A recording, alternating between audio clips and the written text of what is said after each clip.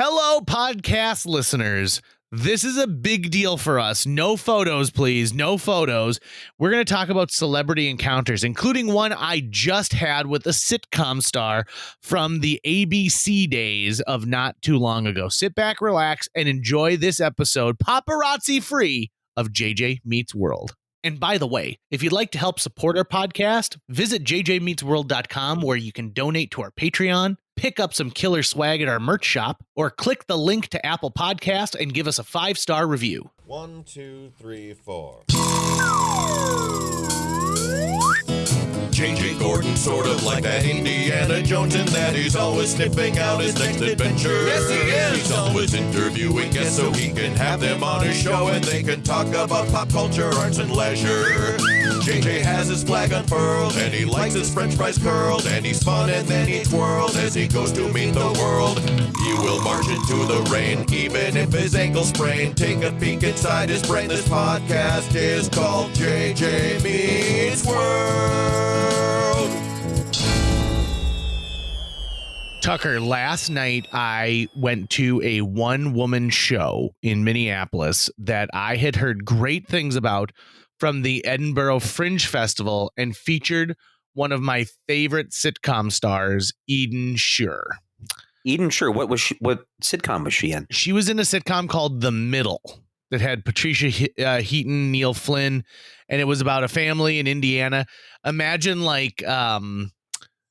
if they had like taken literally like any middle class family sitcom and just was like, we'll do that again. And I think they did that a number of times. It's a very enjoyable show. I think Neil Flynn's very funny as the dad because he's so like they play him as a guy who has like zero emotion to it. And Eden Shure played Sue Heck, who is the daughter in this family. There are 3 kids and she's the middle child. And her character is written throughout the entire series as like completely joyful, somebody who absolutely loves being involved in stuff. The running gag is she tries out for everything at school and never makes it. So she tries out for track team. She tries out for drama club. She wants to be a cheerleader and she just never makes it in. But then she gets really excited because she can do something like, oh, I can help with lights in the play. And, she's also very forgettable even to her teachers. So the one time she thinks she's going to get acknowledged is when she wins the attendance record for best attendance. And they're like, no, you've been marked absent like 25 times. And they're like, what? And it's because her teachers literally just don't see her in class. They look right past her. So, but Sue Heck, like one of those relentlessly optimistic characters, right? So who doesn't love that? Who doesn't love, that one character who amongst a bunch of cynics just sees the silver lining in everything?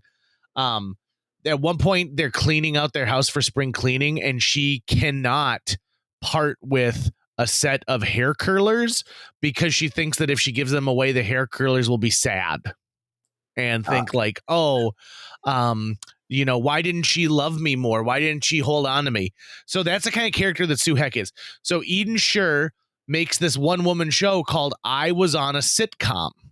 And I think, oh, this is going to be great.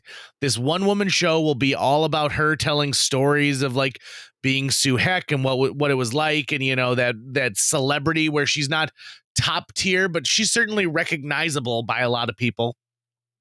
So I buy tickets in advance, including meet and greet passes.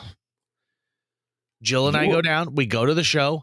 The show is pretty much zero to do with the making of her television show and is 97% about her having a horrific birth story to her twin daughters.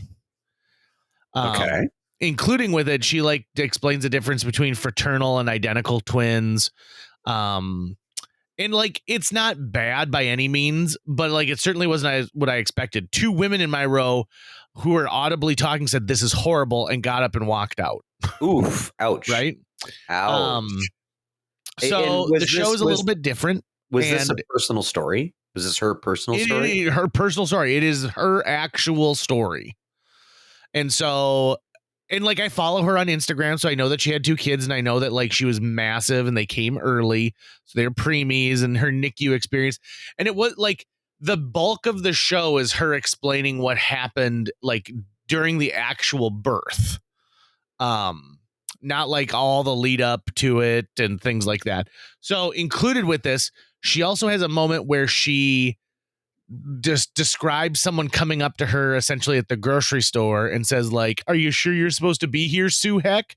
And then she talks about how like that's just a character I played and it doesn't define who I am as a person. And when someone only sees Sue and not Eden, it like bums her out and it makes her realize that she's part of 2 people. And what it felt like to me was, so you're shaming us for, and like people are there wearing costuming from this sitcom. Really? Like, yeah, like her older brother, he and his like 2 buddies in the show start a company where they can all be the bosses called Bosco. And people made Bosco shirts. People made Orson Athletic Department, which is the name of the high school that she went to, like shirts. So we're all there as fans of hers because we love this character she played. And in the first 5 minutes of the show, she literally is telling us like, you know, it's when people come up and only recognize me as Sue and treat me like Sue and call me Sue instead of by my name, it makes me feel bad. And so yeah, but that's what she did though. Like was she known for other stuff?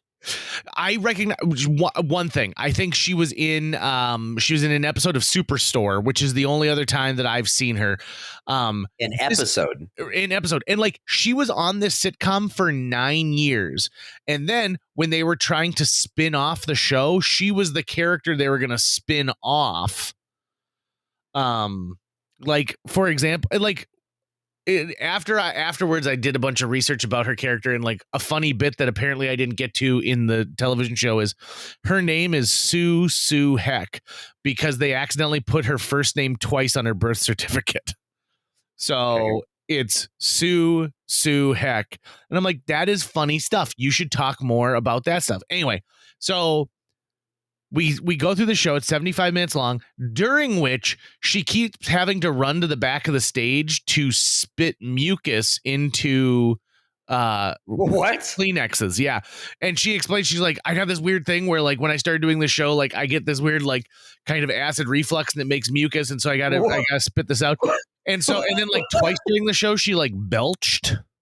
Like, and listen, I can tell when things are part of a show and when they're not part of a show. Those were not part of the show. Not only that, but it's clear that she wrote this herself. And so she might have been a little too close to the subject matter. And it's like, hey, listen, I enjoyed you on this sitcom way more, and maybe you should have asked some of the writers from that sitcom to come and help with this. Again, she's like, my art is me. It's in your face. It's right, and it's real. I can smell it from the back row. I can smell your belch art from the back row. Did she, you're saying she like explained to the audience? By the way, a couple times you're going to see me do this. Here's why. So she does it for the first time. Like she's out there in the middle of like a monologue, and then all of a sudden she like runs to the back of the stage and like out of the light and everything like that, but still like on the stage. Like this place didn't have wings. It just was the stage. And so she runs to the back, and then you kind of hear like and then so she comes back, and then she explains that she makes this mucus. And so it happens so much during this show that at one point she's like, this is the most that's ever happened. There must be the weather up here. And we're sitting there going like, oh, and like she's how much were tickets? $50 a piece for the meet and greet. And like here's the thing, the mucus that she was making and having to like spit, because like she spits it into this napkin and then puts the napkin on the stool that's on the stage so we can watch these mucus napkins keep adding up, right? Ick. None of this will be in the podcast title. No, I can't imagine. I'm listening for a line to happen, and so far there's not there. So we get in line for the meet and greet, and I've done meet and greets for all sorts of different things. And in this one, we get in line. This is a little tiny theater in like downtown Minneapolis. There's so many people, and like the weather is unseasonably nice for January. And so everyone's got their coats, but no one needs it. It's like 40 degrees outside. And it clearly the heat was on in this little theater, but it didn't need to be. So now everyone's swelteringly hot. It's taking forever. So we're all in the lobby, and then we get in this cattle train, and no one's in charge of like this. So there's like two lines that have formed, like two chunks of people. And so a couple of people from this one go, and then a couple of people from this. And at one point you're sort of like, who is going to be in charge of these lines?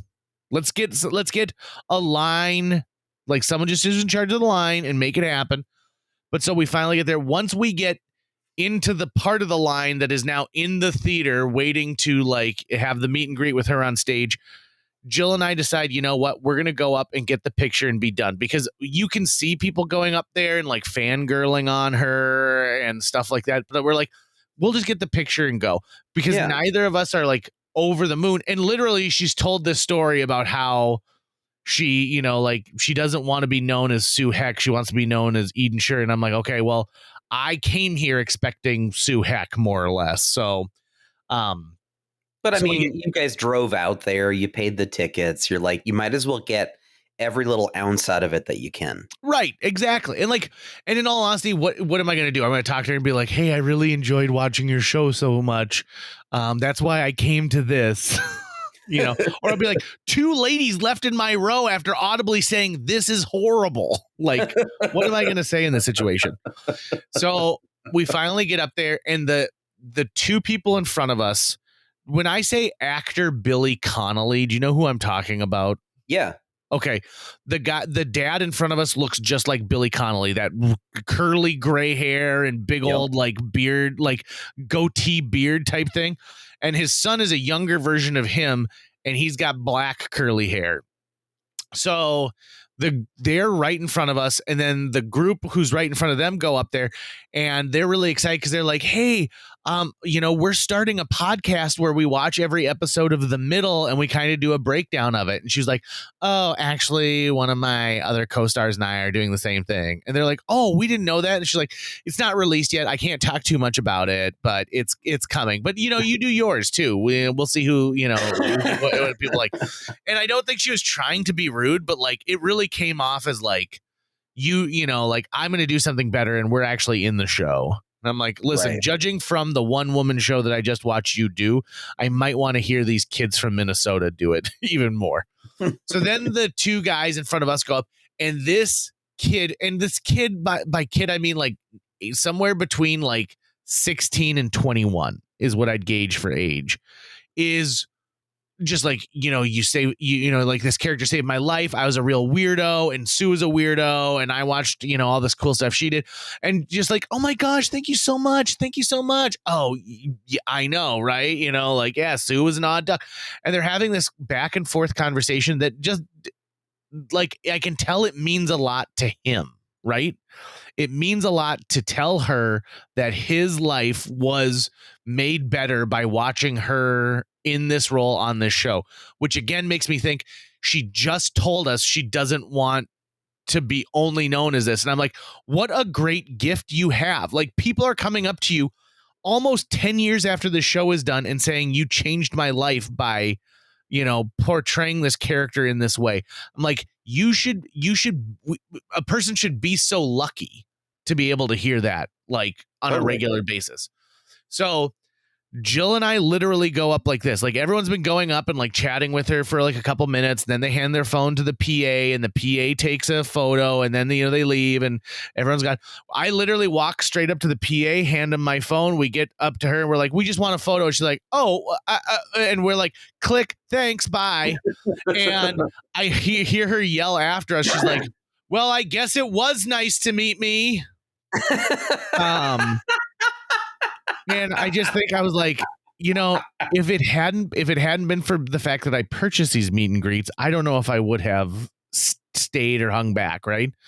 Again, the one woman show was fine.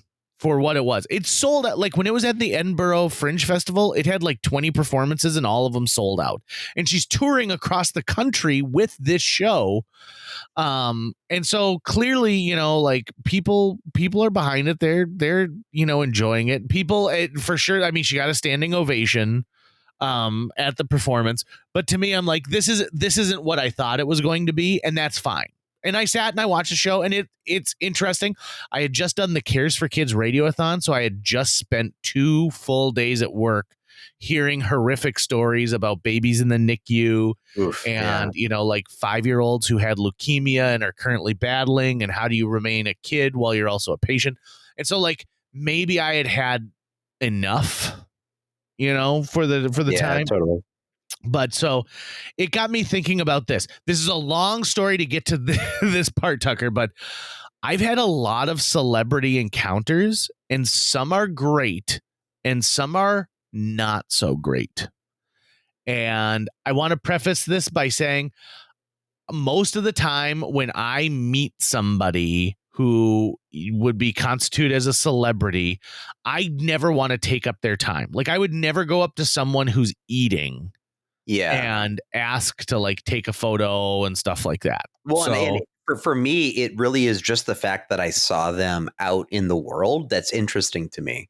Right. The only time I typically will approach a celebrity is if, either the event is one where you can do that, or you can see they're kind of doing that for a lot of people and they're cool with it, right? Like they've already signed on. Otherwise, especially if they were with family or something, I would never want to. I would just hate it. I would to say what, hi, all right, bye. But you have had a ton of celebrity run-ins. Yes, and I mean I'm not gonna lie, I'm a fanboy, right? Like you must have a favorite encounter. I'm guessing we're gonna hear it. Yes, and so I thought I would go with this. I will do a good one and then a bad one, and kind of bounce back and forth a little bit. Okay. Yeah, I think I've got both good and bad as well to share. And like some of these, like when I say they're bad, it's not because the celebrity was a bad person. Sometimes it is. Sometimes it's like they're like, it's like, come on, like, Yeah. You should be so lucky that I want, I would like to meet you, But sometimes it's just like, for example, not to jump too far ahead, but like I think of you and I have both had interactions with Steve Martin. Yep. And Steve Martin, notoriously private guy, right? Yeah. And when I met him walking his dogs backstage at WeFest, I kind of gave him like a, hello. And he put his head down and just kind of kept walking. And I don't think of that as a bad, like he's not a bad person, but like it was a disappointing encounter for me, for sure. Okay, so let me talk to you about one of my all-time favorite celebrity encounters. So there's a guy named Kyle Cease, and Kyle Cease kind of had the big run in his career was in the late 90s teen comedies. So most notably, if you ever saw the movie 10 Things I Hate About You, he is David Krumholtz's like character's nemesis. He's this snooty guy who gets David Krumholtz kicked out of a group of friends. And so to get back at him, they make all these flyers that this guy's having a huge party at his house. And so all of these people show up for a party and he's not prepared for it. And so it's a small role, but I get to meet him after he does a stand-up set at the Improv in LA. And he's really cool. He's engaging with us. He's asking us where where we're from. We're like, oh, we're from Fargo. And he said, oh, like, is it your first time in Los Angeles? I said, yeah, this is the first time I've ever been to LA. And he goes, okay, here's some great places to see celebrities that nobody really talks about. And one of them was Mel's Diner, which is the famous diner that was featured in the movie American Graffiti. And he goes, it's a great place, like around midnight, like celebrities after the bar will go there and get pancakes, and like it's pretty cool, and the staff are pretty cool because they're not fangirling, and it's like if you want to see celebs in their actual like line. And then all of a sudden he pulls this guy over, and I was like, oh my god, I recognize this guy. And this is at a time when the show Freaks and Geeks is actually on television, which I think, by the way, Freaks and Geeks, one of the all-time best shows. Like, it's so good. It's so funny. They do such a great job portraying, these people, like these stereotypes from high school and stuff like that. So he pulls this guy over and he's like, oh, this is my buddy Sam. His name is Sam Levine, and he's on Freaks and Geeks right now. He just made Not Another Teen Movie. And so we're like, oh, that's awesome. And so we're just chatting with them. And they were just as intrigued as we were, like, getting to meet them, because they're like, you're from Fargo, North Dakota, huh? I don't think I've ever met someone from North Dakota. And we have a great back and forth, just awesome. And Sam Levine says, if you ever meet Joe, because I was like, I'm an improv guy. And he goes, oh, Joe Flaherty, who was on Freaks and Geeks, was part of SCTV. And I said, oh, yeah, I know who Joe Flaherty is. He goes, if you ever meet Joe Flaherty, tell him Sam Levine says hello, and to tell you about the cabbage story. Well, ironically, it was like 2 months later that I bump into Joe Flaherty at Second City in Chicago. And I was like, Sam Levine says to tell you to tell me and he finishes, he goes, the cabbage story.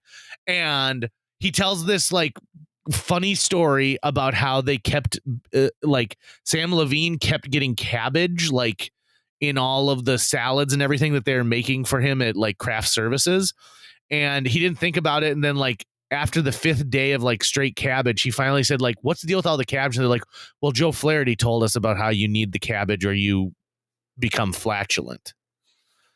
And it's a funny little side story that you would never imagine. It's like, like Sam Levine is telling us how to get this behind the scenes story. So that was one of my better celebrity encounters where I just felt like I wasn't a fan. I just happened to meet some cool people and have a conversation.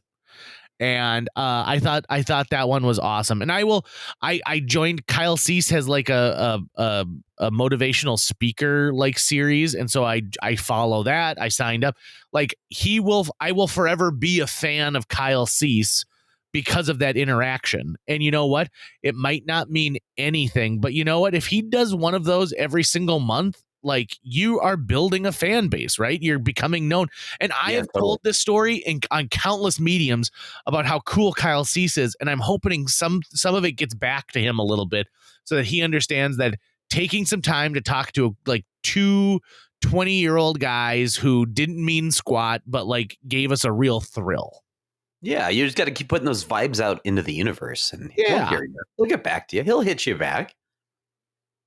So tell me about one of your celeb encounters over the years. Well, when I was doing the poker show, I had a number of them. And so I'm trying to think if there was really a moment that stood out amongst the others as being more positive than the rest. But Jennifer Tilly was just always amazing to interact with. We had James Woods on the show one day. He was really nice to everybody. We all took photos of them and stuff. He brought someone who I thought was his daughter. Turned out wasn't. Interesting. Fun. But I'd say, gosh, well, one of the worst celebrity encounters I've had was with Steve Martin. In fact, that's probably the absolute worst one. And that is just for exactly the reason why you said, is like, he's actually just really private and shy and doesn't want to talk to most people. And I don't blame him for that at all. It was, again, in like a poker setting. And I was under the impression that all of the stuff that we were doing with him on camera was something that he had like signed up for. Turns out he wasn't up for it. So like, we had been told, hey, there's going to be a private poker game tonight before this tournament tomorrow, this charity tournament. And Phil Hellmuth is going to host this little private game, and Steve Martin's going to be at it. And they've okayed it to have cameras there and stuff. And so you guys can film there. So for a couple of hours, me and my coworker, we both just kind of shot footage of Steve Martin playing poker at this small table. And it wasn't like in a private room somewhere. It was kind of out on the floor so you could see it as people walk past, but it was roped off.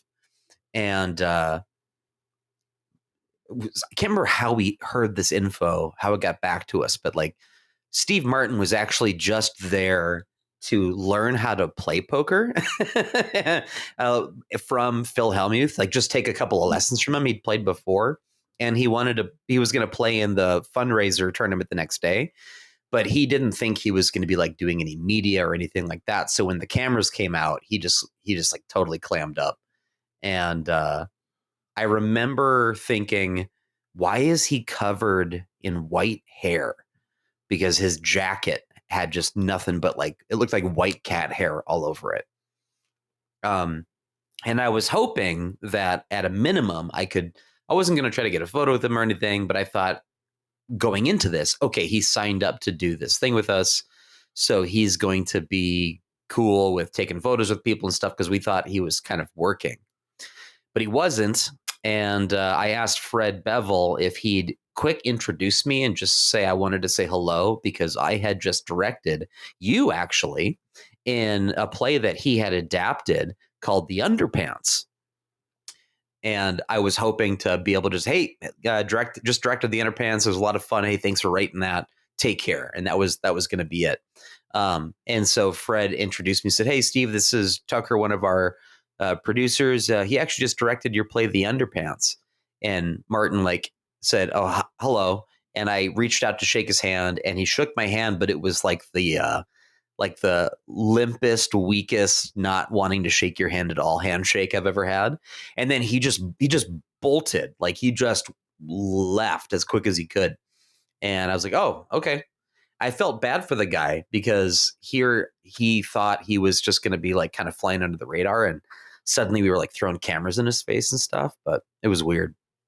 It like, an interesting piece of celebrity encounters is how we kind of go through the conversations in our mind, right? Like, okay, I'm going to go up and I'm going to say this, and I'm going to be, my go-to is always like when I meet a comedian or someone who I've known for comedic performances, is to say like, thanks for the laughs, to like say like, hey, you brought great joy into my life, and I appreciate it. Thank you very much for that.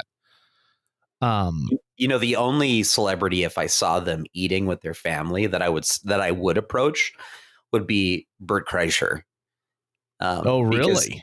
Because he is so open about how much he fucking loves being a celebrity and how much he loves talking to fans. So he's like the only person I could see going, just saying like, hey, Bert, how's it going? Like, and walking past him, he would be totally cool with it.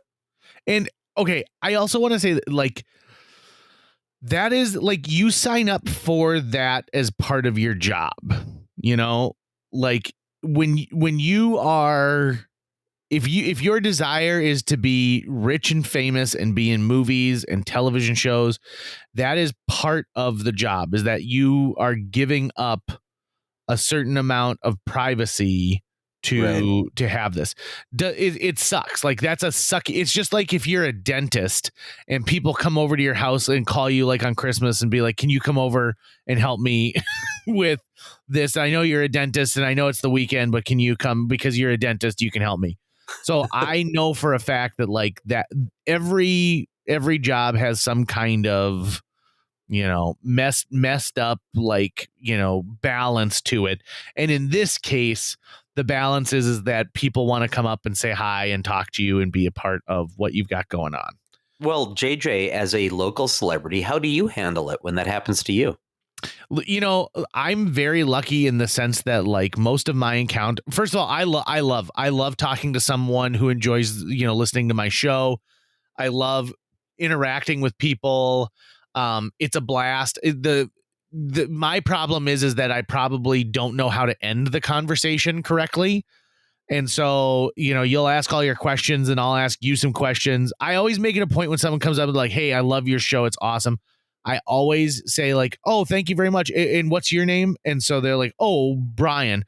And I try and say their name back to them to let them know that, yes, like, we're having an interaction and I'm not just, here you go. All right. Good to see you. Bye-bye. But, like, Brian, okay, thanks. Where do you listen? Oh, at work. Where do you work? To me, I think that is an important part of the interaction, is being able to have that. And then a lot of times, like, I'll bring the interaction onto my show. One of my favorite like line benders interactions was when I was working at the Fargo Theater, and I had just taken over the line benders maybe like 2 years earlier, and a guy came up to me at the Fargo Theater while I was slinging popcorn and said, I am the theater professor from VCSU. And I said, oh, very nice to meet you. He goes, Phil Goodell was one of my students. And I'm like, oh, yeah, we love Phil. And he goes, I saw a recent Linebender show that you guys did. And I'm like, oh, well, thank you so much for coming. Appreciate it. What'd you think of the show? And he goes, you'll probably get better. Ow. Right. And I was like, oh, that one cut to the core. And so, of course, I told Phil Goodell about it later. And I was like, well, you're college, like, theater professor. And he goes, yeah, listen, if it's not Shakespeare, I don't think that guy really cares for, stuff too much. And I'm like, oh, that's good, because I was ready to just call it quits. And he goes, no. It's just the way it is.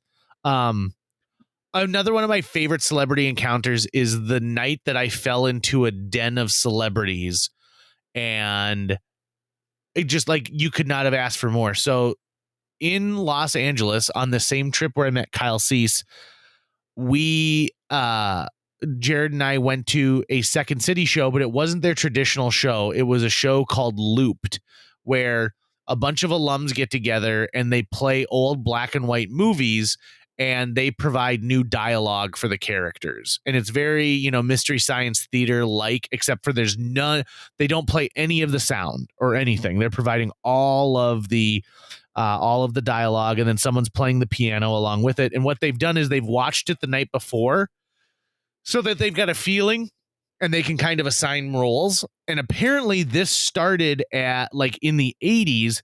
This was like a really fun thing that they did at Bernie Brillstein's house. Now, Bernie Brillstein was one of, like, the SNL gods, and he goes on to be one of the most powerful agents in Hollywood, like, represented, like, everyone who was a comedian. They're like, Bernie Brillstein is the guy who made this happen. He's amazing. So they would go over to Bernie Brillstein's house, and the thing was when they were struggling actors, like, these are some of the top names in comedy. He and his wife would always make dinner, and they would have dinner, and then they would play this game where they watched old movies and they would fill in the dialogue. And it became so popular that they started doing it at the Second City. So we go to the show called Looped, and the theater itself maybe has seating for 25. It's very small, hole in the wall theater. On top of that, they're like, well, we only have 2 tickets left to the show. Would you like them? We're like, sure. And they said, okay, well, the show's going to start in an hour, but the doors are open if you want to go in. So we go in. It's all folding chairs. There's just a projection screen. And in front of us, like, the people who sit in front of us, because, of course, we're from the upper Midwest, so we will not sit in the front row, but we'll sit in the second row. So we're seated in the second row, and this woman sits in front of us, and we're like, we know, like, I recognize her. I know I do. And we realize, oh my God, it's Edie McClurg, who was the secretary in Ferris Bueller's Day Off. She was the marathon counter woman, Gobble Gobble from Planes, Trains, and Automobiles. I mean, we had just seen her in a David Spade movie called Dickie Roberts, former child star. I mean, this woman held her own and worked with the greatest of greats. The scene that she does in Planes, Trains, and Automobiles is against Steve Martin doing the, like, dropping like 30 F-bombs, and then she doubles back and just, like, crushes it. So we tap her on the shoulder and we're like, hey, just wanted to tell you, like, thank you so much. She turns around, she's like, oh, thank you. Yeah. What are you guys here to see? And we're like, well, we're really excited to see this Looped show. And she's like, I know. Can you believe who they got for the show that night? And it was a bunch of really big Second City people, plus the Dan Castellaneta, who does the voice of Homer Simpson, was going to be doing the show. And our tickets were like $5. There's like, we paid nothing for this. And so she happened to be there with some friends of hers from out of town. Her friends from out of town, they finally say, like, so where are you from? And we're like, oh, we're from Fargo, North Dakota. They're like, we're from Moorhead, Minnesota. And so we're like, oh my God. And so now we've got something to, like, keep us connected, right? we've got that one thing that you need with a celebrity, which is you've got something that's not just about you watching them on screen, something different. So they start talking, and so a guy and his wife sit down next to Edie McClurg, and she's like, Paul, this is JJ and this is Jared, and they're from Fargo, North Dakota. And he goes, oh, I played a character on PBS named Fargo, North Dakota, and on a show called MathNet. And I'm like, oh my God. It was Paul Dooley, who's famous for being in all of the Christopher Guest movies. He in 16 Candles, he was in Strange Brew. Like, so we're talking with him and having a great time. And so then somebody sits down behind us, and Paul Dooley goes, Paul, come meet these guys. And so he goes, this is Paul Sills. Paul Sills, who is one of the founders of Second City itself, like was one of the original cast when Second City started in Chicago. And so we're going, oh my God, this can't be happening. This is too good to be true. And we're going to see Dan Castellaneta do voice work tonight. So we sit there. The show goes on. It's one of the funniest shows I've ever seen, and it's too bad that they can't find a way to make that, like, I'm sure there's copyright issues and stuff like that, but this is the type of show that really was the dawn of mixed medium, you know, like using that opportunity. It was out of this world. It was so good. And at the end of the night, the only thing that we were mad about is we had just been to Universal Studios and we used up all the film that we had. And this is in the age before digital cameras. It's before cell phone cameras. And so that only lives in my memory. And it was amazing. It was so good.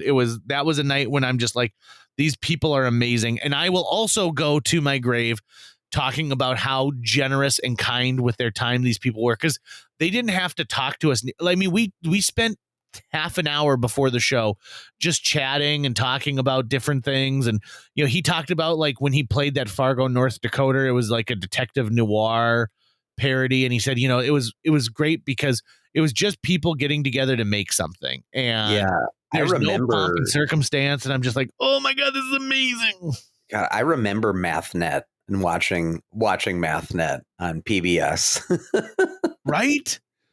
And it's like MathNet was such a simple show that clearly has had long legs, including me getting to meet Paul Dooley. And like, that's the closest I think I've ever been to Christopher Guest, you know, like, I mean, I'm barely removed from Christopher Guest in a lot of ways, you know, by talking with him.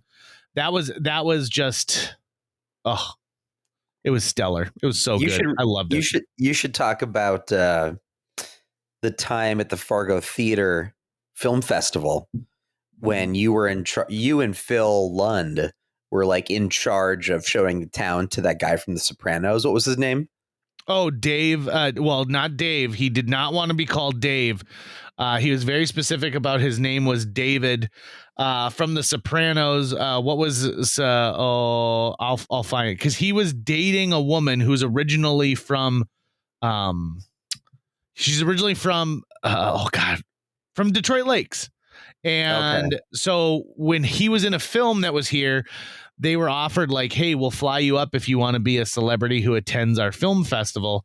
And he was like, oh, sure. That's fine. So they got a free trip up here, and he was able to they could go and visit her family and everything like that. So I work at the Fargo Film Festival at this time, and it's great. You know, like I had a ton of fun every single time that we did anything film festival related, but it takes a lot out of you, right? Like that's the thing, is the Fargo Film Festival is draining. It is 5 days of nonstop work through the whole time. And so one of the things that the Fargo Film Festival never really got a good handle on was relations with big names that they brought in. Right. They never really understood. Like, they're like, here's the lunch coupon.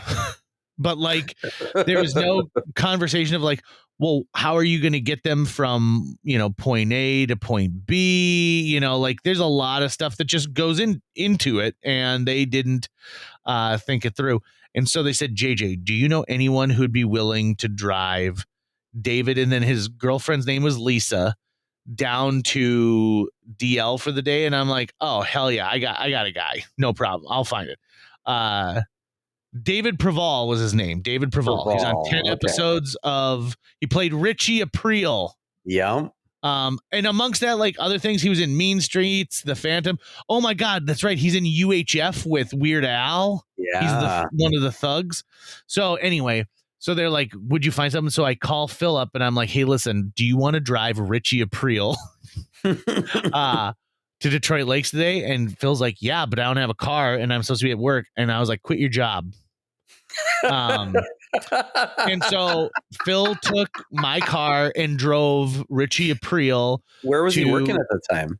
I don't know. I mean, here's the thing. Whatever it was, it clearly wasn't worth it. And he made it. He made it work. It was awesome. He was good. Like that's the one amazing thing about Phil is Phil's always up for an adventure. Like he knows fun is on the other side of saying yes, especially at that point in his life. Shout out to Phil Lund.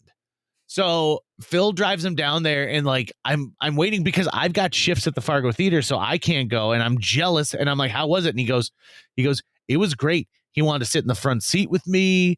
We went to these places, and he made a comment about how they were driving up and like behind Robert's Alley, and he goes, you could make a movie here that's set in New York. This looks just like New York. You don't have to shoot in New York. This looks enough like one of the neighborhoods that you could make a movie here. And so we're like, yeah, why don't they make more movies here? But at one point I called him Dave and he got upset. He's like, David. And I was like, you only have to tell me once, Mr. April. I will not make the mistake again.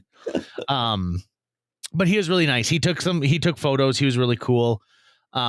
I didn't meet him because I was out of town, but Ernie Hudson came to the Fargo Theater, and Ernie Hudson was cool enough to sign a picture of me, not him, a picture of me that said, to my favorite Marshmallow Man, I know who I'm going to call, JJ Busters, your friend, Ernie Hudson. And I'll hold on to that one. That'll be one that I hold on for the rest of my life. That's a really great one. And like, because Prairie was working at the time, and so she was cool enough to like get him to do some signatures for us. Also, this is one of those, you got to respect this guy. So Ace Frehley from Kiss was doing a solo show at the Fargo Theater, deathly ill with the flu, doesn't cancel the show, but has us put a garbage can on both sides of the stage. And what would happen is his band knew that if he kind of like started walking towards the end of the stage, they would just jam for a little bit. And so they added extra, little beats and moments and stuff. But he would walk off stage, puke his guts out, and come right back on stage and continue with the show.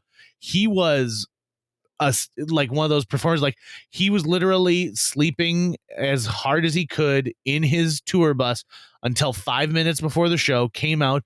You would never know that he was sick watching that show. And then he still was cool enough after the show. I mean, you could tell he's ready to collapse, but he took a picture with the Fargo Theater staff. And that was a really cool moment. Like to say like, hey, listen, thank you. I know the last thing you want to do right now is to hang out with a bunch of 20 somethings, except for maybe Sabrina, who was really fangirling that day and was like, it brought a Kiss album for him to sign and everything. But it was, like those were still, and like when you add up the list over the years of like Lisa Welchel, who I met from who was in the show The Facts of Life, met her on the street with our friend Randy just randomly. She was doing like a survey for people asking about homeschooling because she ended up writing a bunch of homeschooling books herself. And she took a photo with us and was very giving and awesome with her time. All the people I met through Second City. Andy Dick proved himself to be an actual dick. He was not very courteous. Neither was Mike Myers at the IO 25th anniversary special. But like, who was? Amy Poehler and all the members of the UCB were amazing that day. Andy Richter. out of this moon nice guy. So nice. Horatio Sands, stoned out of his gourd. And so he just kept giggling every moment that we were with him. It was like, those are good times. They were excellent, excellent, excellent. So I really, I've had some lucky moments to like interact with people that, have celebrity status in one way, shape, or form. Certainly, like with my job, I've talked to people who are, like high up on the political spectrum. And some of those people are interesting to talk to. You can tell who's genuine and who's not so genuine. That's for sure. But yeah, I've had a chance to talk to some really fun people. And like, I've worked myself up on conversations for things that I know I would have if I ever met like a particular person. So for example, I have about 15 questions I would ask if I ever got to meet Dan Aykroyd. Sure. And what was that? I said, sure. Right? Like talk about like, hey, listen, you've been involved in all of this stuff. Let me ask you about this. And I want to ask him about like some of his more obscure stuff. Like there's a movie called Neighbors that he did with John Belushi that they, essentially like, I think Universal made it. Like they try and bury that movie because it's so weird. And it's not a bad movie when you watch it, but I think like the week before filming, John Belushi, like the movie's been written about like, hey, it's this like straight-laced dude. These total weirdos move in next door and start like ruining this guy's life by how odd they are and how suburban he is. And it was clearly written for Dan Aykroyd to be the straight-laced suburban guy and John Belushi to be the wacky neighbor. And like a week before filming, they're like, let's switch roles. And they're like, but John Belushi doesn't get to be wacky and weird. And they're like, yep, I know. Yep, we're gonna be fine. So yeah, I got stuff I want to know, and like I also love taking a picture with celebrities. I don't know why. I always have a good time with that. Surprisingly, who else was really down to earth and who was really nice? Dane Cook. Dane Cook, at the height of his stardom, waited and was awesome after a show. You know what? I want you to tell your Larry the Cable Guy story because that's another great celebrity encounter. Yeah, Larry the Cable Guy did a I think it's just called a twofer when they do two performances in one night or something. He did like a 8 or a 9 p.m. show, and then he did like a late show, like an 11 p.m. show or something at the Fargo Theater. I can't remember, but I was one of the two guys hired to be literally security at his show. It was me and another dude, neither of us who should have been working security in any way, shape, or form. And the only thing they had us do is they had us sitting on either side of the stage, off the stage in front of those like curtained areas that can take you backstage. Yeah. They just wanted us sitting right there so that no one would go back that way. They weren't worried about people approaching the stage or anything. I remember at one point he mentioned us, but I can't remember how he brought it up. But he brought it up at some point about us sitting there being his security detail. But then, yeah, after the show, he came out into the lobby and he stayed until every single fan that had stuck around wanted a photo, wanted an autograph, and he treated each single person like he was really happy to see them. And his tour bus was waiting outside ready to go, but he just kept going. So I got my photo with Larry the Cable Guy, and he was really, really cool. Isn't it awesome when like you see someone who like literally goes the extra mile for everybody? Yeah, well, and then there was when I was working at the Fargo Theater, through Prairie, she got me a chance just to meet George Carlin really quickly, and, shake his hand, take a photo with him backstage at the show he was doing at the Fargo Theater. And so I knew that, he was about to go on, that this wasn't going to be any kind of big interaction. I just was taken aback by how, when I met him, how small he was physically. I just wasn't expecting it, I mean, and I'm a short guy and he was smaller than me, and shook his hand. And I could tell by shaking his hand that he was pretty weak, that he was fairly aged at that moment. And we took a photo, and then I went back out to the lobby, and then every once in a while I'd kind of peek in through the balcony, hey, how's the show going? Because I was running concessions.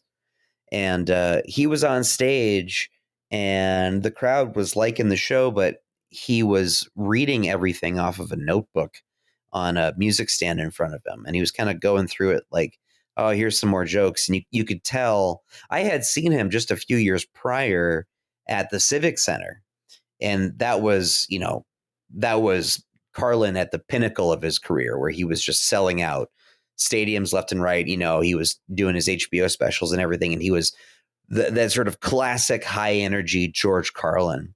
And this one was, he barely left the podium he was at, and I could just tell at that moment, I was like, this is the last time he's coming to Fargo. Sure. Just because he was so, you could tell he was old, he was tired, he was probably trying to pay some bills or something just to get that done. But he was very nice. I was excited. I was happy to have gotten to shake his hand at least once and take a photo with him. It was very, very special to me. I met Walter Koenig, who played Chekhov on the original Star Trek, through my boss, Rudy Sigmund, at the time when I worked at Videoland.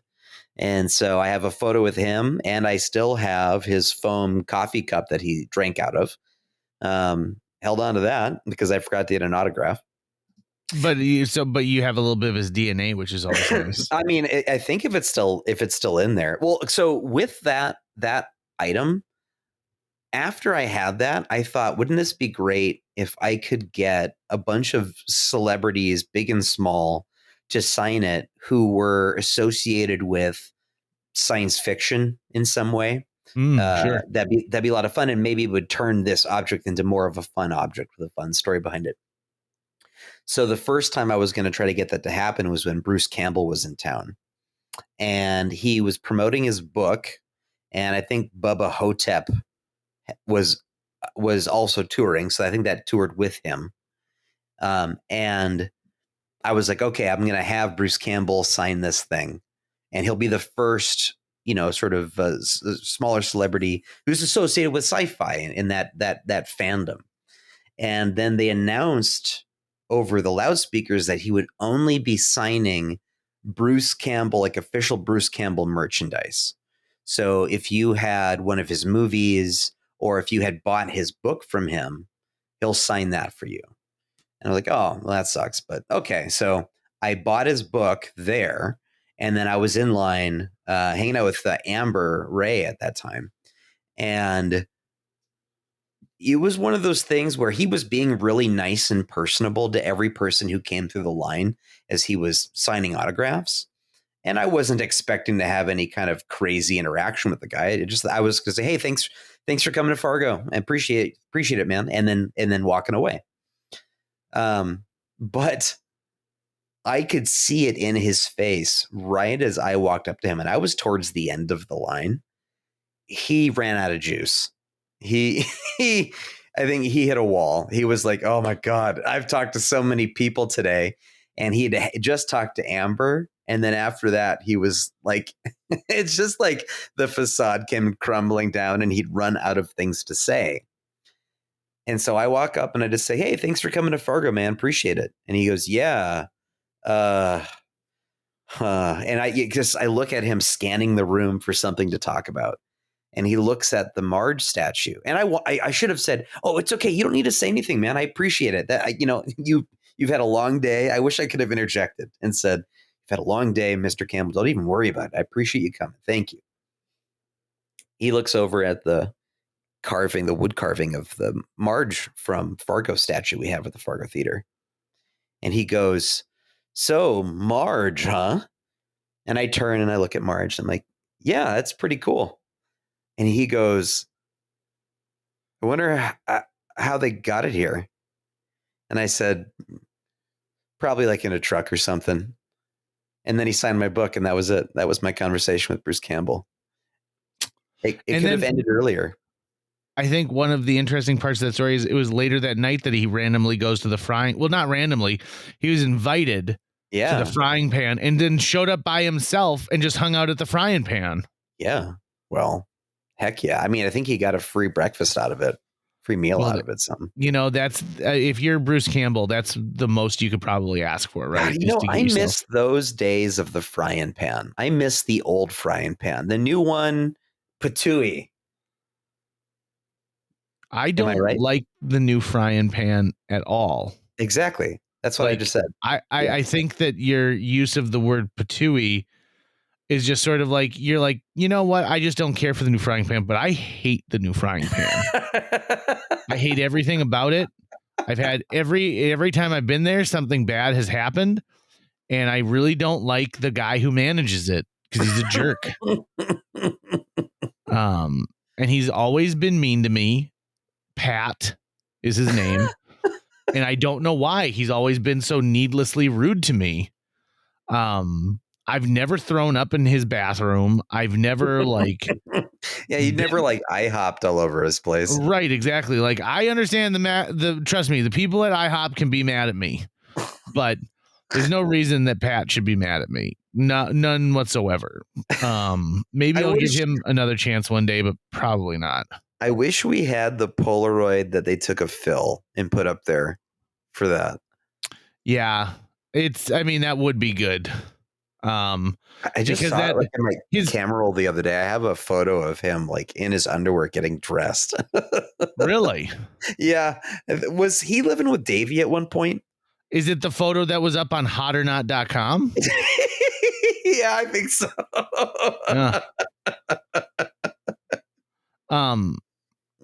Yeah, I had some good times at that apartment that those two guys shared. I had some really good times at that apartment. I've also had good times at places that you've lived as well. So in the realm then of our favorite celebrity encounters, we're missing someone really, really, really important, and that is Fargo's own Tim Casper. Oh, of course, right? Talk about celebrity. Right? It's weird because do I call it an encounter with him? Because technically, he was like a babysitter at one point in my childhood. I grew up with Tim Casper before he was the Tim Casper and just a Tim Casper. One of many Tim Caspers. Yeah, none of whom were different than the other. Right? I knew him then. But I will say this. It is a thrill every time I'm in the same room as Ryan. My God. If you're talking about Blender's hierarchy, so it's for you. I think he gives the most to his fans. So you're saying for you, it's Ryan and then Tim. Alan is great, and he's just so he's so courteous. In fact, I like both of them. On a scale of who you want to hang out with for, say, a lunch. Yeah, which Blenders do you want to hang out with the most? Well, it's probably Pat. It's probably Pat Casper. Oh, we're going to include him? No, it's Tim. It's 100% Tim. It's always going to be Tim. Tim's your number one. Tim is my number one. I'll tell you why. Because Tim keeps asking to be back on this podcast again, and so we've got to make that happen. But Tim can quote The Simpsons like there's no tomorrow, and that's what you want. You want a guy who knows his Simpsons. Yeah, absolutely. Just so good. So good. Okay. As we wrap this one up, if you encounter me out and about, I would be happy to sign anything you want. I'll take a picture. If you want me to record a video for your mom talking about a recipe or something like that, I will gladly do it for you. Anywhere except for a bathroom. I will not be engaged in a bathroom. It's awkward for me no matter what. I don't know what to say. And I'm always wondering, are you finishing or just starting? That's going to wrap it up for today's show. If you enjoyed this episode and would like to help us continue to produce new episodes each week, visit jjmeetsworld.com, where you can donate to our Patreon, pick up some swag at the merch shop, or follow our link to Apple Podcasts and leave us a 5-star review. You can also follow us on social media. We're on Facebook, Instagram, Twitter, YouTube, all the sites the cool kids are using these days. JJ Meets World is produced every week by Tucker Lucas. You can find out more about Tucker's work by visiting moonbasemaria.com. If you want to get in touch with your host with the most, check out linebenders.com, where you can find direct contact info for JJ or booking information. I think the worst celebrity encounter I ever had was when I met Whoopi Goldberg. But then it turned out to not be Whoopi Goldberg. So that actually made it better.